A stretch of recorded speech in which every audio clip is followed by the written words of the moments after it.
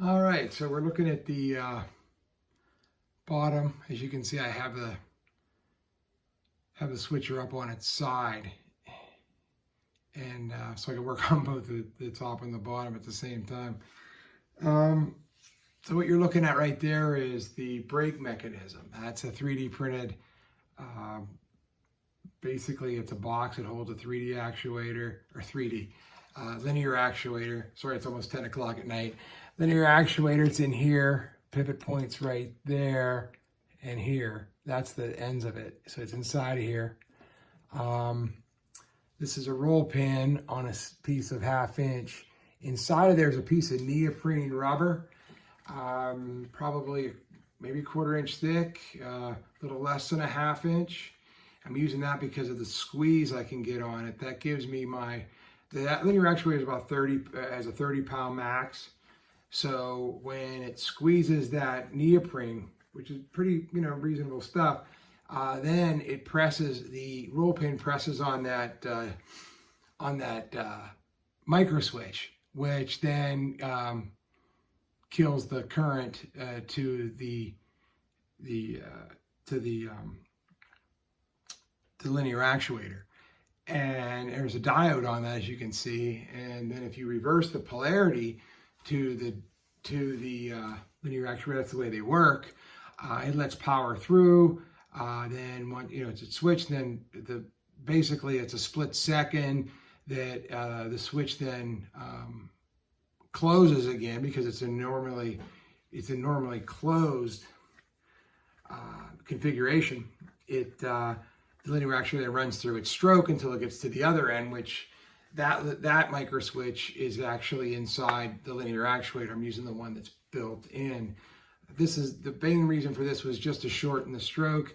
It's an inch stroke, otherwise then it would take a lot longer, for it to open up, and it would open up and put the brakes on. So I made that plate at the bottom with 2 adjustment screws, so you can basically that adjusts where how much force it takes to close, to basically press on the neoprene, which I don't think's linear, but I gotta get it close. I feel like it's near the end of it. The motor, when you hear it run, it's at the end of its effort, right, for sure.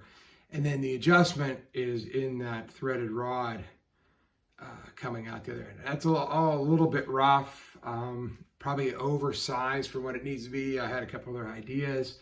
Obviously that slot in there is like 1.5 inches long or so. Don't need that.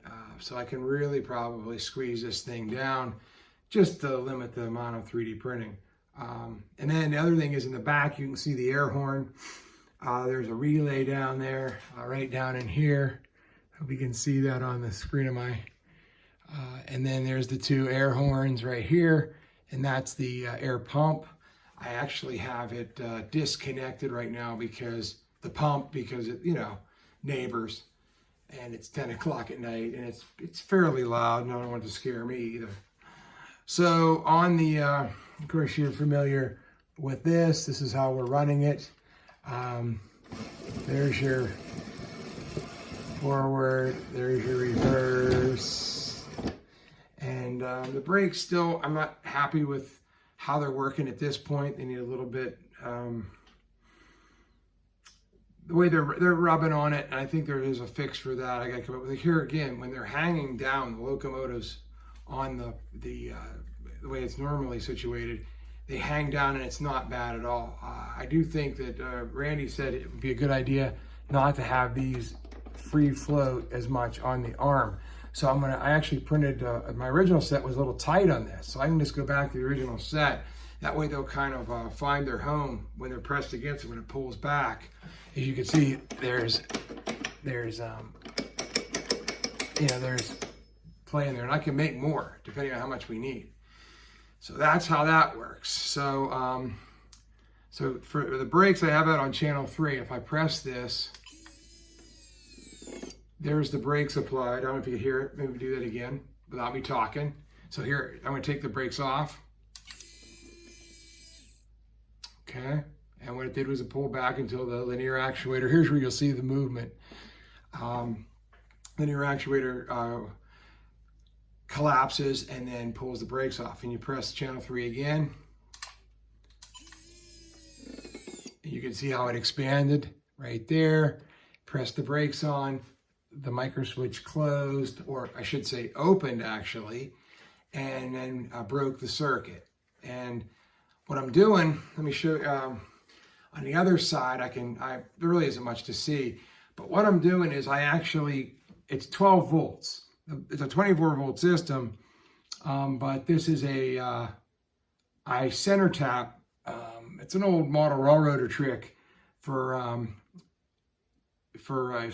changing polarity to the track with just a single pole double throw switch. You center tap between the batteries.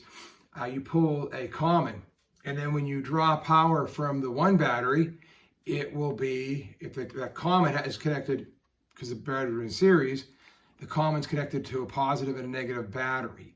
So if you draw power from the one battery, you get a positive. You draw power from the other battery, you get a negative. So if you put the linear actuator, one on the common, which is the center tap, and then you put the relay, each side of the relay gets the one for either A battery or B battery, and then the common goes to the other wire for the linear actuator. By turning the linear actuator from on to off, you're switching from normally closed, normally open, and then so you can use so you're using a single channel, okay, which is, in this case, it's 3. So right now it's off, right? And if I press this, it turns it on, which basically switches the battery, switching it to battery A. When I leave it off, it switches to battery B.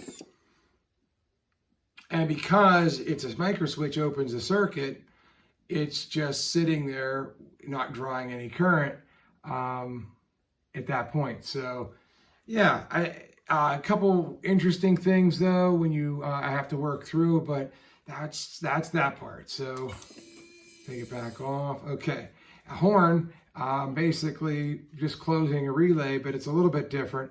The horn I'm using this because this is a momentary.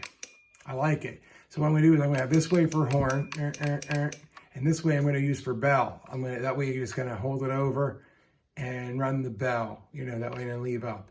So if you can hear the relay, hold on, maybe I'll be quiet for a minute. That's relay. So that's the horn. That should work. So that gives me momentary on that. Okay, let me go to the other side real quick, and we'll let me get that. Okay, there we go. I think we're running again here. All right, so there it is. I can see the horn relay. See, that's how it's working. It's actually, you notice it has 2 relays. So the one relay on that board is when you move it to the right and to the left. See how they... So that's how I'm going to do that. It's horn. And the other one, of course, I don't know if you can see it back there, but the brakes.